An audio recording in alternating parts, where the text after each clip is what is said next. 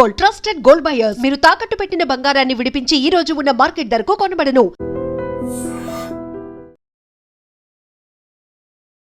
నమస్తే, welcome to iDream media.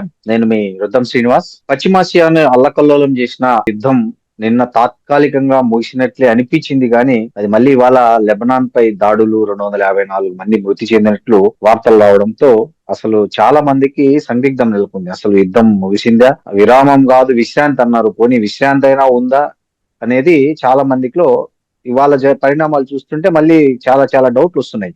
దీనికి సంబంధించి మనతో మాట్లాడడానికి రాజకీయ విశ్లేషకులు మన్నే కోటేశ్వరరావు గారు ఉన్నారు. నమస్తే కోటేశ్వరరావు గారు. నమస్తే సార్, నిన్న ప్రకటనల తర్వాత ప్రపంచంలో చాలా మంది సంతోషపడ్డారు. ముఖ్యంగా యుద్ధం ఇంకా అట్లీస్ట్ విరామం కాకపోయినా విశ్రాంతిలోకి వెళ్ళింది, కొద్దిగా పరిస్థితులు సాధారణ పరిస్థితులు నెలకొంటాయి దేశాల్లో, వివిధ దేశాల్లో అనే ఒక ఆశాభావం నిన్న కలిగింది. కానీ ఇవాళ పరిస్థితులు చూస్తుంటే మళ్ళీ దానికి భిన్నంగా జరుగుతున్నట్లుంది. మీరు దీని గురించి ఏం చెప్తారు? 24 గంటల్లో పరిస్థితి ఈ విధంగా తారుమారు కావడానికి ప్రధానమైనటువంటి బాధ్యత డొనాల్డ్ ట్రంప్, అమెరికాదే అన్నది స్పష్టంగా కనిపిస్తూ ఉంది. ఎందుకు అంటే ఇరాన్ ప్రతిపాదించినటువంటి 10 అంశాల్లో లెబనాన్ మీద కాల్పుల విరమణ జరగాలి అనేటువంటిది ఒక అంశం ఉంది.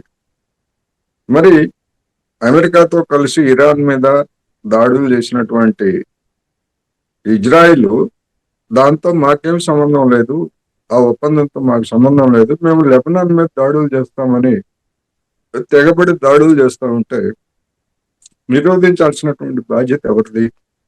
అమెరికాది. అది చేయకపోగా జేడి వాన్స్ అతనికంటే గనుడు ఆచంట మల్లన్న అన్నట్టు నెతన్యాహు ఏం చెప్పాడు, జేడి వాన్స్ కూడా అదే చెప్పాడు, ఒప్పందంలో అది ఆ అంశం లేదు అని చెప్పాడు. అది లేకపోయిన తర్వాత ఇరాన్ లెబనాన్ ని లేకపోతే అక్కడ ఉన్నటువంటి హిజ్బుల్లాని ఇరాన్ వదులుకుంటుందా? సమస్య లేదు. అందువల్లనే అది ముందరే చెప్పింది, ఈ ఒప్పందంలో ఇవన్నీ జరిగితేనే మేము చేస్తాము, అందుకనే ట్రిగ్గర్ మీద మేము వేలు ఉంచాం తప్ప మేము వేలు తీయలేదు.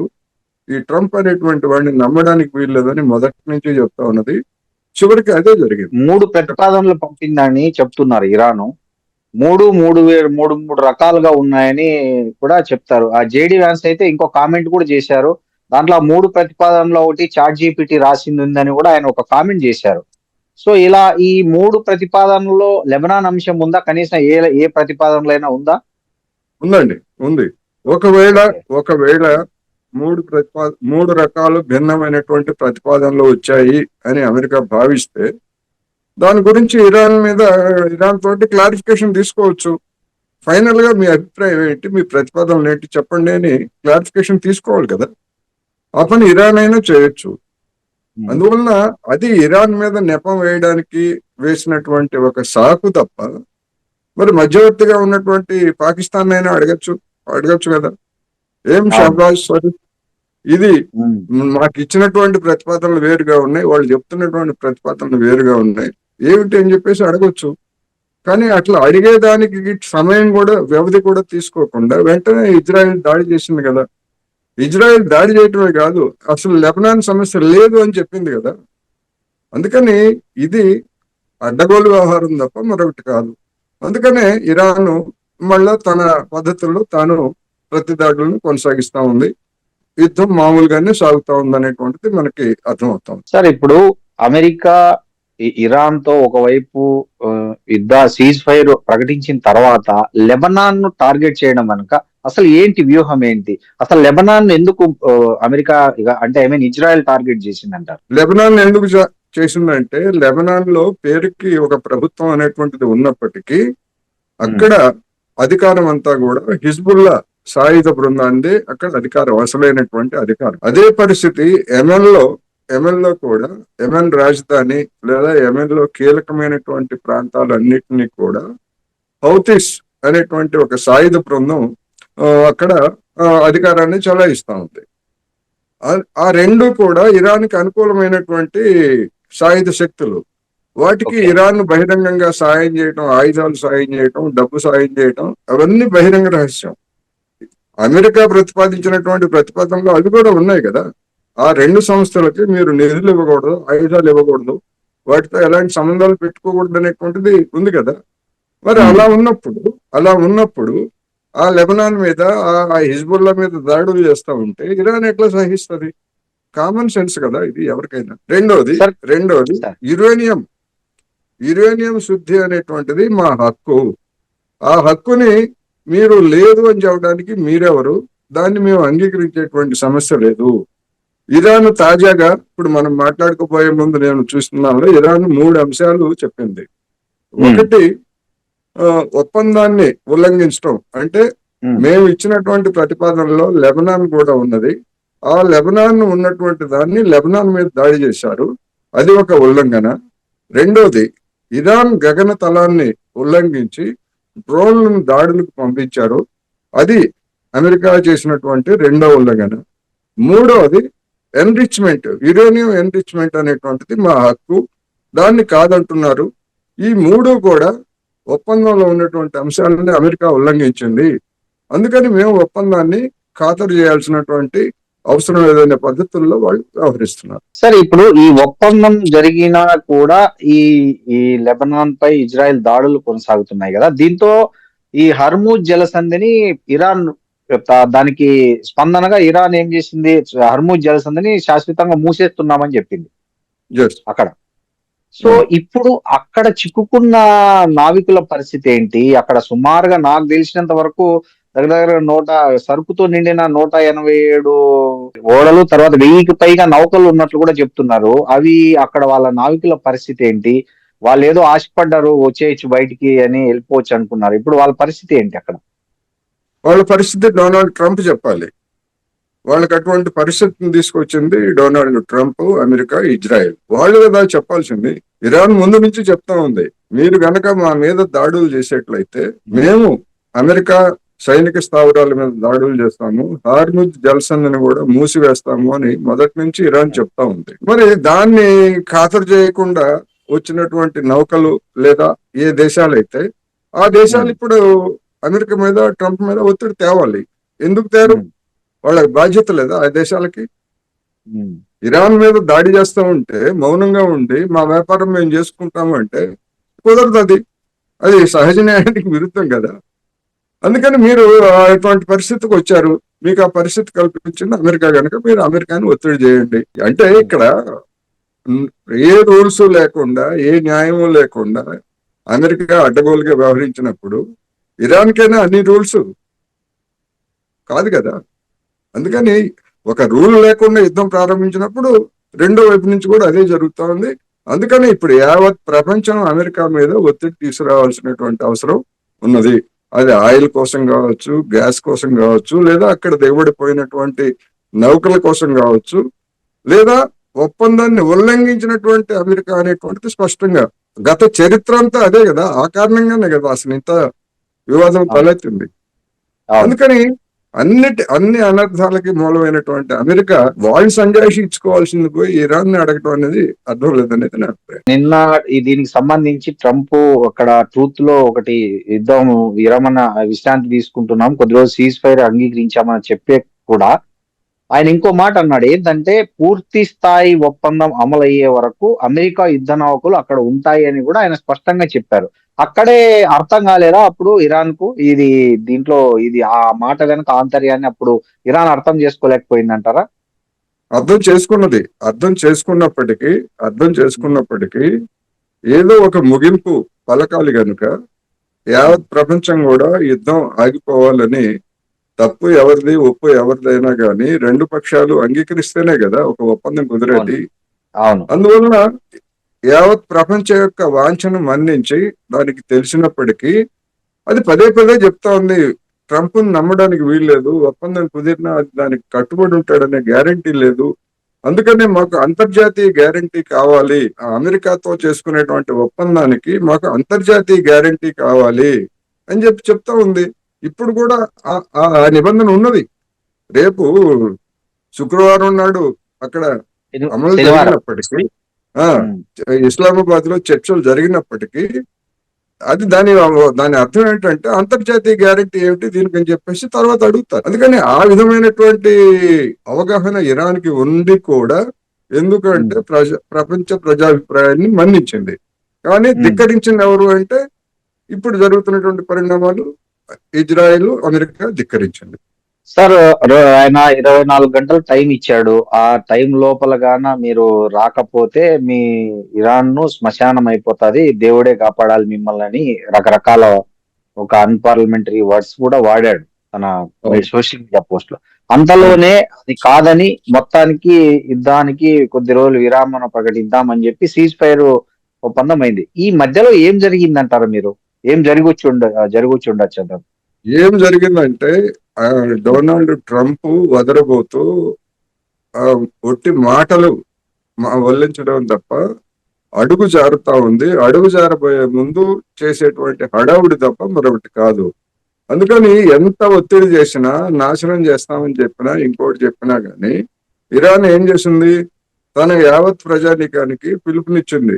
మీరు విద్యుత్ సంస్థలు లేకపోతే ముఖ్యమైనటువంటి ఇన్స్టలేషన్స్, మౌలిక సదుపాయాలన్నింటికి మానవ కవచాలుగా ఏర్పడండి అని చెప్పేసి పిలిపిస్తే లక్షలాది మంది జనం వచ్చారు.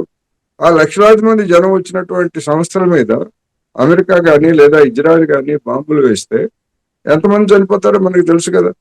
అవును. అందుకని అందుకని ఆ కారణంతో అది వెనక్కిపోయింది. ఇప్పుడు ఇరాన్ దగ్గర ఉన్నటువంటి అన్ని అస్త్రాలను ఉపయోగిస్తా ఉంది. ఎందుకంటే వాళ్ళు లొంగిపోయినా వాళ్ళకి చావే, బతికున్నా గానీ అవును. వాళ్ళకి నరకం చూపిస్తానని చెప్పేసి ట్రంప్ ఎట్లా చెప్తున్నాడు. అందుకని ఆ అవును. చచ్చేదేదో వీరులుగా మరణిస్తే మంచిదనేటువంటి ఒక ఆత్మగౌరవం తెగింపు ఇరాన్ లో వచ్చింది కనుక డొనాల్డ్ ట్రంప్ వెనక్కి తగ్గాడు. రష్యా, చైనా కూడా ఒత్తిడి తెచ్చాయి యుద్ధం ముగింపుకు అనేది కూడా ఒకటి వినిపిస్తుంది. ఆ, వాస్తవం అది.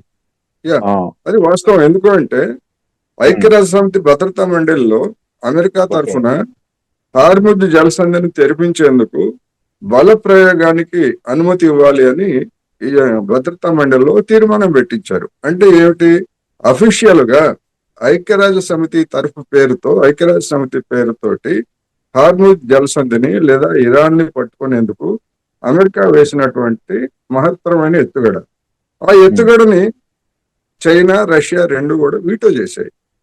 ఉమ్, ఆ వీటో చేసిన తర్వాతనే డొనాల్డ్ ట్రంప్ ఈ ఒప్పందానికి అంగీకరిస్తూ ప్రకటన చేశాడు. అందుకని దాని వెనకాల ఇది కూడా ఉంది.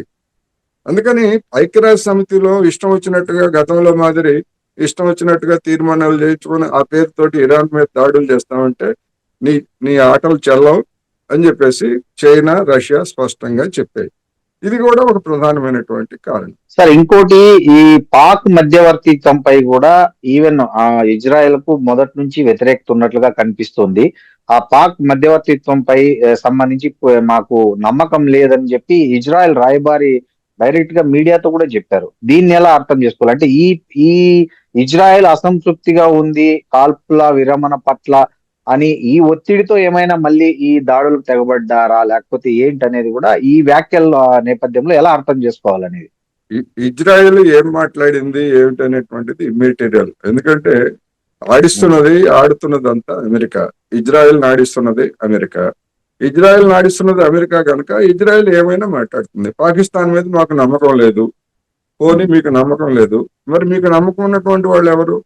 యుద్ధానికి 2 రోజుల ముందు నరేంద్ర మోడీ గారు మీ దేశానికి వచ్చి మిమ్మల్ని ఆశీర్వదించి వచ్చాడు కదా. నరేంద్ర మోడీ గారిని మధ్యవర్తిత్వం వహించమని పోనీ అడగండి, ఇజ్రాయెల్ని అడగమనండి. ఎవడో ఒకడు ఉండాలి కదా, మధ్యవర్తిత్వం అనేటువంటి వాడు ఎవరో ఒకరు ఉండాలి కదా. అవును. మరి ఎవరో ఒకరు ఉండాలి. వాడు వచ్చాడు, నేను చేస్తానన్నాడు. నీకు ఇష్టమైతే నువ్వు ఓకే అను, లేకపోతే లేదు, మాకు నమ్మకం లేదు. నీ నమ్మకం ఉన్నవాడు ఎవడో చెప్పు. పోనీ నిన్ను నమ్మేవాడే ప్రపంచంలో లేడు కదా. ఇజ్రాయెల్ ని నమ్మేవాడు ప్రపంచంలో ఎంతమంది ఉన్నారు? పట్టుమని 10 మంది ఉన్నారు. ఇజ్రాయెల్ ని గుర్తించినటువంటి వాళ్ళు, ఇజ్రాయెల్ తో సంబంధాలు పెట్టుకున్నటువంటి వాళ్ళు. యావత్ ప్రపంచం కూడా ఇజ్రాయెల్ ని వ్యతిరేకిస్తా ఉంది కదా అనేక సందర్భాల్లో. అందుకని ఇజ్రాయెల్ అనేటువంటిది ఊరికే పైకి ఆడేటువంటి నాటకం, ఒక పైకి కనిపించేటువంటి ఒక puppet, nothing but puppet. America వెనకాల నుండి ఇవన్నీ కూడా సాగిస్తా ఉంది. చూద్దాం, మళ్ళా ఇంకొక అవసరం అయితే 4 రోజులు మళ్ళా యుద్ధం చేసి దాన్ని నాశనం చేద్దాం, ఎంత మేరకు వీలైతే అంత మేరకు నాశనం చేద్దామని ఒక దుష్ట తలంపు అనేటువంటిది కూడా దీని వెనకాల స్పష్టంగా కనిపిస్తాం. సార్ ఇక్కడ ఇంకా చాలా మందికి వస్తున్న కామన్ డౌట్ ఏంటంటే, ఇప్పుడు పాకిస్తాన్ అనేది ఏ దాంట్లోనూ ముందంజలో లేదు. ఆర్థికంగా చితికిపోయింది, సైనిక పరంగా కావచ్చు, వాట్ ఎవర్ ఇట్ జీడిపి పరంగా కావచ్చు, అన్ని రకాలుగా చాలా వెనుకబడిపోయిన ఒక ఒక ఒక దరిద్రపు స్థితిలో ఉన్నటువంటి పాకిస్తాన్ ను ఇంత పెద్ద అమెరికా గాని, ఈ ఇజ్రాయెల్ గాని ఈ ఇరాన్ కు మధ్యవర్తిత్వంగా పెట్టుకోవడం వెనక ఏంటి కారణాలు అనేది చాలా మందికి అంతు చిక్కడం లేదు. ఎందుకు ఆ దేశాన్ని అంటే గల్ఫ్ దేశాలు ఉన్నాయి కావాలంటే మధ్యవర్తిత్వం చేయడానికి. మరి అవన్నీ వదిలి కేవలం పాకిస్తాన్ అనే ఒక అసలు ఏ బలము లేనటువంటి ఒక దేశాన్ని, ఒక బలహీనమైన దేశానికి సంబంధించిన వ్యక్తులు దీంట్లో మధ్యవర్తిత్వం నడపడాన్ని ఎలా అర్థం చేసుకోవాలంటారు? మధ్యవర్తిత్వం నడపడానికి మిగిలినటువంటి దేశాలు, అమెరికాని ఎవరు ఏ దేశం కూడా నమ్మటం లేదు. ఏ దేశము నమ్మనప్పుడు మధ్యవర్తిగా ఉండి పరువు పోగొట్టుకోవడం ఎందుకు అనేటువంటి ఆస్పెక్ట్ కూడా ఉండొచ్చు. రెండోది, మీరన్నటువంటి గల్ఫ్ దేశాలు పూర్తిగా అమెరికాకి మద్దతుగా ఉండి అమెరికా సైనిక స్థావరాలని తమ గడ్డ మీద ఏర్పాటు చేసి ఆ స్థావరాల నుంచి ఇరాన్ మీద దాడి చేస్తూ ఉంటే వాటిని మధ్యవర్తిత్వ ఇరాన్ ఎట్లా అంగీకరిస్తుంది? అమెరికా అంగీకరించవచ్చు, ఇరాన్ అంగీకరించదు కదా. రెండవది, పాకిస్తాన్ విషయానికి వస్తే మనం అనుకునేటువంటి శతకోటి దరిద్రాలు అక్కడ ఉండొచ్చు, ఏమైనా ఉండొచ్చు. అక్కడ ఒక ప్రభుత్వం ఉంది. ఆ ప్రభుత్వం మరి అటువంటి ప్రభుత్వము మరి తన యొక్క ప్రయోజనాలు అనేవి ఉన్నాయని తెలుసు, లేకపోతే అమెరికాతో సంబంధాలు ఎట్లా ఉన్నాయో మనకు తెలుసు, గల్ఫ్ దేశాలతో సంబంధాలు ఎట్లా ఉన్నాయో తెలుసు. అయినా కానీ అమెరికా చర్యను పాకిస్తాన్ ఖండించిందా లేదా? ఖండించింది. మీరు చేసిన తప్పు, ఇరాన్ మీద దాడి చేయడం తప్పని ఖండించినటువంటి మొదటి దేశాల్లో పాకిస్తాన్ ఉంది. చైనా గాని, రష్యా గాని ఇట్లాంటి దేశాలతో పాటు పాకిస్తాన్ కూడా ఉన్నది. అందుకని వాళ్ళకి ఎన్ని బలహీనతలన్నా ఉండొచ్చు, అది అంతర్గతమైనటువంటి విషయం. ఎన్ని బలహీనతలు ఉన్నా కానీ వాళ్ళు ఈజిప్టు, టర్కీ మరి వీళ్ళందరూ కూడా వచ్చారు కదా ఒక దశలో. వీళ్ళందరూ వచ్చారు కదా. ఎందుకు వచ్చారంటే వాళ్ళు కూడా ఒక విధంగా చెప్పాలంటే ఈజిప్టు అమెరికా మనిషే, టర్కీ అమెరికా మనిషే, అందులో ఎలాంటి సందేహం లేదు. టర్కీకి ఇరాన్కి కూడా తేడాలు ఉన్నాయి, ఈజిప్ట్కి ఇరాన్ కూడా తేడాలు ఉన్నాయి. ఎన్ని ఉన్నప్పటికీ ఎవడో ఒకడు కావాలి, ఒక తడికి రాయబారం నడిపేవాడు కావాలి. అటువంటి తడికి రాయబారం నడపడానికి పాకిస్తాన్ ముందుకు వచ్చింది. దాన్ని మొదట ఇరాన్ కూడా అంగీకరించలేదు. మీరు కనుక గమనిస్తే ఇరాన్ కూడా అంగీకరించలేదు మొదట. కానీ మీడియాలో వచ్చినటువంటి వార్తలు ఏమిటి? చైనా వాళ్ళు ఉండి ఎవడో ఏమిటి అనేటువంటిది కాదు, ముందు చర్చలకు అంగీకరించండి, తర్వాత అసలు అమెరికా రంగు బయటపడుతుంది అని చెప్పేసి చైనా ఇచ్చినటువంటి సలహాతోటి లాస్ట్ మినిట్ లో ఇరాన్ అంగీకరించింది అనేటువంటిది సారాంశం. మరి ఆ ఎత్తుగడ ఫలించిన తర్వాత మరి దాంతో ట్రంప్ మరి తాను ట్రాప్ లో పడ్డట్టు గమనించాడు కదా. అందుకని ఈ విధమైనటువంటి పరిణామం. అమెరికా వైట్ హౌస్ తీసుకెళ్లి భోజనం పెట్టి మధ్యవర్తిత్వం చేయమని అడగాల్సిన అవసరం అమెరికాకి ఏముంటుందంటారు? అమెరికాకి వెధవలు కావాలి. ఏ వెధవ అయితే ఏముంది, వాడి పని చేయడానికి వెధవలు కావాలి. ఆ వెధవలు ఎవడుంటే వాడు. ఎందుకంటే అమెరికా ఎట్లా ఆడిస్తే పాకిస్తాన్ అట్లా ఆడింది గతంలో, ఇప్పుడు ఆడుతా ఉన్నది, భవిష్యత్తులో కూడా ఆడుతుంది. అందుకని ఏదన్నా ఒకవేళ ఏదన్నా చిన్నపాటి క్రెడిట్ వస్తే భారతదేశము, చైనా, పాకిస్తాన్ మధ్య ఒకవేళ మళ్ళా తగాద పెట్టాల్సి వస్తే చూడండి పాకిస్తాన్ గ్రేట్ అని చెప్పడానికి కూడా ఒక పాయింట్ దొరుకుతుంది కదా. అంతర్జాతీయ రాజకీయాలు ఇవన్నీ. అంతర్జాతీయ రాజకీయాల్లో ఇట్లాంటివన్నీ కూడా జరుగుతూ ఉంటాయి కొన్ని సందర్భాల్లో. సార్, ఈ పరిస్థితుల్లో అంటే శనివారం ఈ నెల 11వ తేదీ ఇస్లామాబాద్ వేదికగా అమెరికా ఉపాధ్యక్షుడు జేడి వ్యాన్స్ నేతృత్వంలో బృందం జరిపే చర్చలు ఏమన్నా ప్రతికూలంగా ఉండబోతున్నాయనే ఆశ మీకు ఏమైనా కలుగుతోందా? చూడాలి. ఎందుకంటే ఇంకా ఇవాళ రేపు 2 రోజులు సమయం ఉంది. ఈ 2 రోజుల్లో అమెరికా వైఖరిలో ఎన్ని మార్పులు వస్తాయో మనం చూడాల్సి ఉంది. ఎన్ని పిల్లి మొగ్గలు వేస్తాడో చూడాల్సి ఉంది. అందుకని టేబుల్ ముందు కూర్చునేంత వరకు, కూర్చున్న తర్వాత కూడా విఫలమయ్యేటువంటి అవకాశాలు ఉంటాయి అనేది మనం చెప్పుకోవచ్చు. సార్, ఈ 40 రోజుల యుద్ధంలో ఎవరు ఏం సాధించారని చెప్పాల్సి వస్తే మీరు ఏం చెప్తారు? నష్టపోయింది అయితే ప్రపంచం అని నేను చెప్పగలను. బట్ ఎవరేం సాధించారనేది మీరు చెప్పాలి. ప్రపంచం నష్టపోయిన మాట వాస్తవం. ఇప్పుడు నష్టపోవడం కాదు, భవిష్యత్తులో ఇంకా నష్టపోయే అంశాలు ఇంకా చాలా ఉన్నాయి. ఎందుకంటే ఇప్పటి వరకు జరిగినటువంటి నష్టం నుంచి చమురు సంస్థలకి లేదా గ్యాస్ సంస్థలకి జరిగినటువంటి నష్టం, అవి మళ్ళా సాధారణ స్థాయికి వచ్చి సరఫరాలను పునరుద్ధరించడానికి లేదా ఆ కారణంగా తలెత్తేటువంటి చమురు గ్యాస్ ధరల పెరుగుదల, ఇట్లాంటి అనేక పరిణామాలు పర్యవసానాలు తర్వాత తెలుస్తాయి, ఇమీడియట్ గా మనకు తెలియవు. అవును. అందుకని ఆ తర్వాత ఇంకా ఎటువంటి పరిస్థితులు వస్తాయనేటువంటి చూసిన దాన్ని బట్టి మనకి ఏవైనా ప్రపంచం అనేటువంటిది నష్టపోయింది. ఇరాన్ గెలుస్తుందని ఎవరూ చెప్పలేదు, ఎవ్వరు ఏ దశలో కూడా ఎవరు చెప్పలేదు. ఎందుకంటే గెలిచేటువంటి అవకాశం కానీ అమెరికాతో పోలిస్తే. ఇక అమెరికా ఏమి సాధించింది? అమెరికా చెప్పినటువంటి ఒక్క లక్ష్యాన్నైనా నెరవేర్చగలిగిందా? లేదు. అంటే అమెరికా తాను చెప్పినటువంటి ఏ ఒక్క లక్ష్యాన్ని నెరవేర్చకుండానే ఈ విధమైనటువంటి ఒప్పందానికి అంగీకరించిందంటే కాళ్ల బేరానికి వచ్చినట్టు, లేకపోయేట్లయితే చేతులు ఎత్తేసినట్టుగానే నేనైతే పరిగణిస్తున్నాను. సార్, ఈ యుద్ధము, ఈ శాంతి చర్చలు కావచ్చు, ఈ అమెరికా మీద కాకపోతే ఇరాన్ మీద ఒత్తిడి పెంచే క్రమంలో భారతదేశ పాత్ర ఎలా ఉందంటారు? అంటే అది అటు ఇటు కాకుండా నిశ్శబ్దంగా ఉందనుకోవాలా? ఒక స్ట్రాటజిక్ అంటే ఒక వ్యూహాత్మకంగా silent is better than anything అన్నట్లు ఆ వ్యూహంలో భాగంగా అని చెప్పుకోవాలా? భారతదేశ పాత్రను మీరు ఎలా డిస్క్రైబ్ చేస్తారు? ఏ దేశమైనా మౌనంగా ఉన్నా, లేకపోతే ఖండించినా, లేదా ప్రత్యక్ష కార్యాచరణకు దిగినా దాని యొక్క ఫలితాలు ఏమిటి అనేటువంటి దాని ప్రాతిపదికనే మనం చూడాలి. ఇప్పుడు నరేంద్ర మోడీ గారు ఏం చెప్తున్నారు? నేను మౌనంగా ఉన్నాను అంతే తప్ప ఏ పక్షం వహించలేదు. ఎందుకు అంటే దేశం కోసం, ధర్మం కోసం, భారత ప్రయోజనాల కోసం అని చెప్పేసి చెప్తున్నాడు. ఈ మౌన దౌత్యంతో భారతదేశానికి ఏం సాధించారు? ఇరాన్ ని మనం తెర వెనకాల ఉండి బతిమలాడుకొని, బాబు మా నౌకల్ని వదిలేంటారా మీరు అని చెప్పేసి బతిమలాడుకున్న తర్వాతే కదా మనకి ఇరాన్ నౌకల్ని విడుదల చేసింది. ఎందుకంటే మనం 12-13 రోజులు అసలు ఇరాన్ నాయకులతో మాట్లాడలేదు. మన చివరికి మనకి గ్యాస్ తోటి మన కింద మంట పుట్టడంతో మాట్లాడితే వాళ్ళు ఏం చెప్పారు? ముందు మీరు ఖండించండి అని చెప్పారు. ఆ తర్వాత మరి బ్రిక్స్ అధ్యక్ష హోదాలో అది మన దేశం ఖండించింది కదా, ఇది అంతర్జాతీయ నిబంధనలకు విరుద్ధం దాడులు అని చెప్పేసి ఖండించింది కదా. ఎందుకు ఖండించింది? మరి 15 రోజులు ఎందుకు తీసుకుంది? అంతకుముందు పోయిన ఏడాది జూన్ లో జరిగినటువంటి దాడుల్ని వెంటనే అప్పుడు అధ్యక్ష స్థానంలో బ్రెజిల్ ఉంది, దాన్ని వెంటనే ఖండించింది కదా. అందుకని మన ప్రయోజనం కోసం మనం మౌనంగా ఉన్నారంటే ఏమి సాధించారు అనేటువంటిది ఒక ప్రశ్న. పోనీ నిజంగా మౌనంగా ఉన్నారా, తటస్థంగా ఉన్నారా? తటస్థంగా లేరు అనేది నేను చెప్పదలుచుకున్నాను. ఎందుకు? గల్ఫ్ దేశాల మీద ఇరాన్ చేస్తున్నటువంటి దాడుల్ని ఖండిస్తూ అమెరికా ప్రతిపాదన, అమెరికా అంటే ఇండైరెక్ట్ గా అమెరికా వెనకాలండి ఐక్యరాజ్య సమితిలో ఒక తీర్మానాన్ని ప్రవేశపెట్టారు. 135 దేశాలు గల్ఫ్ మీద ఇరాన్ చర్యలను ఖండిస్తూ. ఆ 135 దేశాలలో సంతకం చేసినటువంటి వాళ్ళలో భారత్ ఉంది. మనం తటస్థంగా ఎక్కడ ఉన్నాం? ఇరాన్ మన మిత్ర దేశం అని చెప్పేసి చెప్తున్నాం మనం.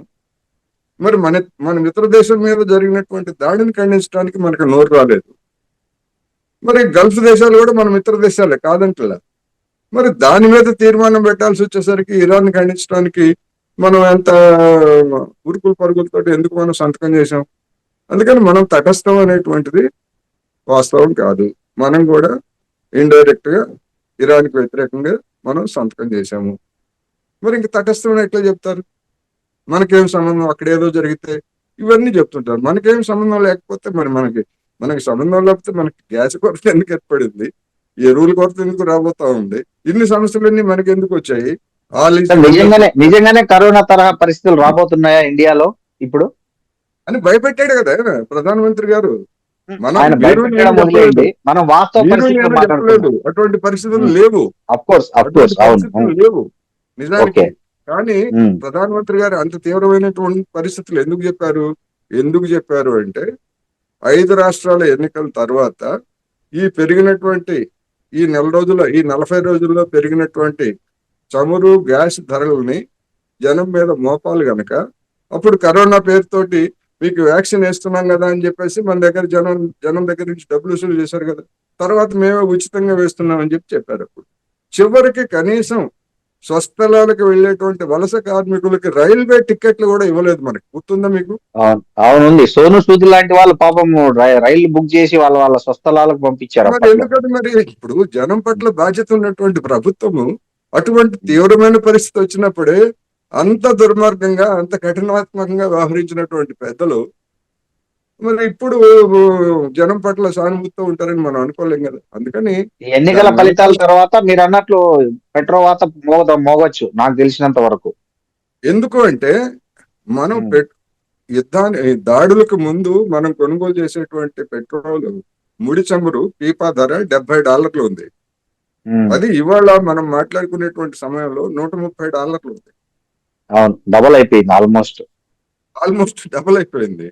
మరి ఈ భారాన్ని కేంద్ర ప్రభుత్వం భరిస్తుందా? గతంలో ఏమైనా భరించిన చరిత్ర ఉందా?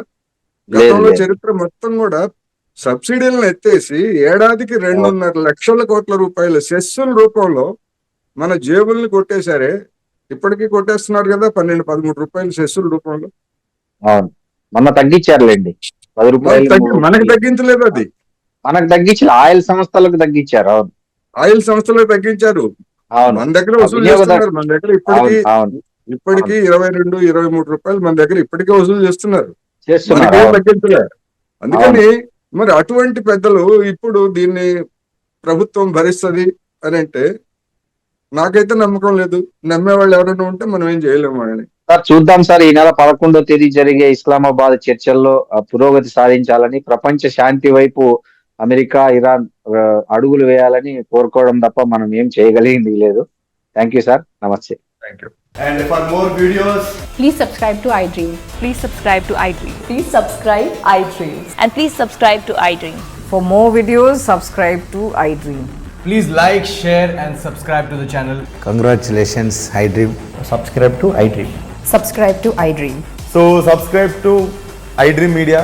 iDream ki iDream team andarki huge congratulations. Please subscribe iDream Media. Please subscribe to iDream. Subscribe iDream. Please subscribe to iDream.